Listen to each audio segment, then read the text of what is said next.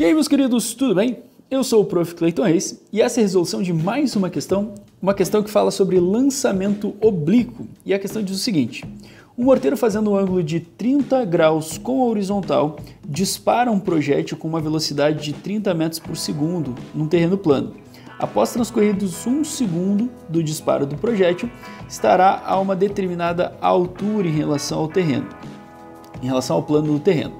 Calcule e marque a alternativa que contenha a resposta correta. Então, ele me dá ali os ângulos, né, em relação ao que a gente tem que achar, e ele dá também a gravidade ali pra gente. Bom, o que eu tenho que me ligar aqui, né?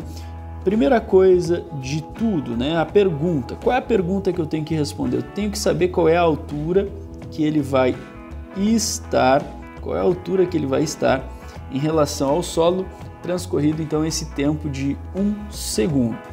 Mas primeiro de tudo, mais importante, que eu sempre comento, é quando for uma questão que envolva movimento, né, envolva uma situação, é muito interessante tu fazer um desenho, porque o desenho ele vai conseguir te dar uma noção melhor do que está acontecendo. Então tu tem ali a velocidade de lançamento, que é a velocidade inicial de 30 metros por segundo.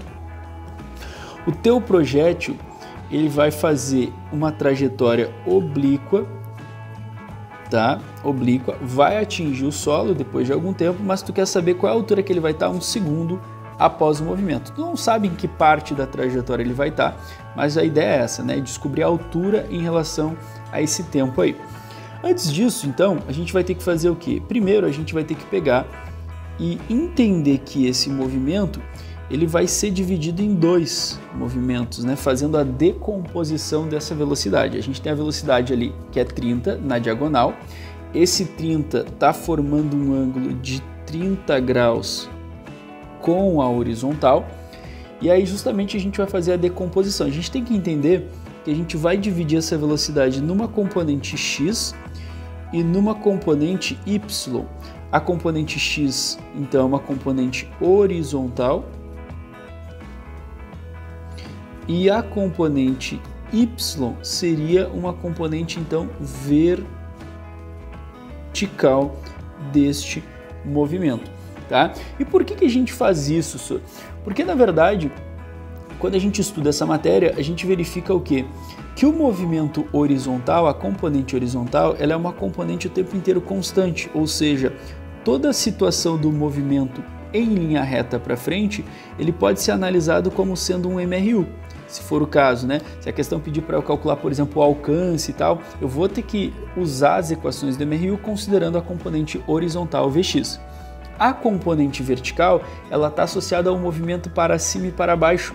E na vertical, a gente então considera o movimento como um movimento de MRUV, né? Um movimento, na verdade, de MQL, que é um movimento de queda livre ou lançamento vertical, enfim, subida e descida, né? Na verdade.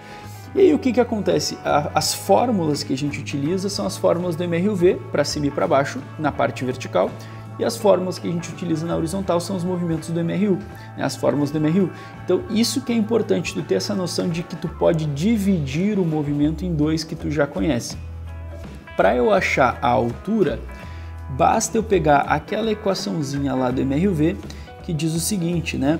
O deslocamento é igual a velocidade vezes o tempo mais a vezes t ao quadrado dividido por 2. Na verdade, eu faço uma pequena adaptação que é o quê?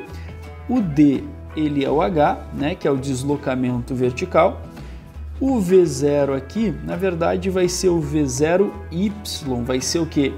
A velocidade inicial da componente vertical, que é a componente y, vezes o tempo, mais o que é a gravidade, que é a aceleração, vezes o tempo de novo ao quadrado dividido por 2.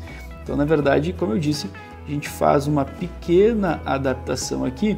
Por quê? Porque a gente está agora trabalhando com uma situação vertical e a gente tem que fazer a decomposição, ainda não podemos esquecer, tá? Outra coisa que eu preciso lembrar é o seguinte, ó, eu vou fazer um desenho rápido aqui, ó, disso aqui um pouquinho maior, tá? Só para a gente visualizar, olha só, a gente tem a componente então na diagonal, que a gente sabe que vale 30, nós temos a componente horizontal, que eu chamei de Vx, E nós temos a componente vertical, que eu chamei de VY. Sabemos que o ângulo entre a velocidade de 30 e a horizontal é 30 graus. Tu consegue perceber que eu formei um triângulo de propósito, porque quando a gente faz a decomposição, a gente usa, na verdade, a trigonometria ao nosso favor. Como eu quero descobrir aqui a componente vertical, quem é a componente vertical, só para a gente lembrar, é esse cara aqui, ó. Eu preciso achar ele para usar lá na fórmula, né, para botar ele aqui, ó. O que eu vou fazer? Eu vou usar a trigonometria usando ele. Lembra que ele é o cateto oposto ao ângulo, né? Ele está oposto ao ângulo aqui, ó. E o cateto oposto ao ângulo, ele está associado ao seno. Então a gente tem o seguinte, ó, o seno do ângulo, ele é igual ao cateto oposto sobre a hipotenusa. Lembra disso lá da trigonometria, né? Então o que a gente faz agora? O seno do ângulo, que seria o seno de 30 graus, é igual ao cateto oposto, que seria o VY, dividido pela hipotenusa, que seria a nossa velocidade real, que é 30. A questão me diz que o seno de 30 é 0,5, então eu já posso substituir, vai ficar assim, ó, 0,5.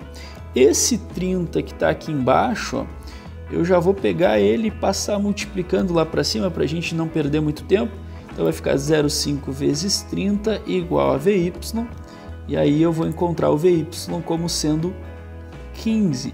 Eu, não sei se tu tá ligado, mas toda vez que tu multiplica um número por 0,5 é a mesma coisa que dividir esse número por 2. Então 30 vezes 0,5 é a mesma coisa que 30 por 2, que dá 15. É bem fácil de fazer aí de cabeça essa partezinha aí.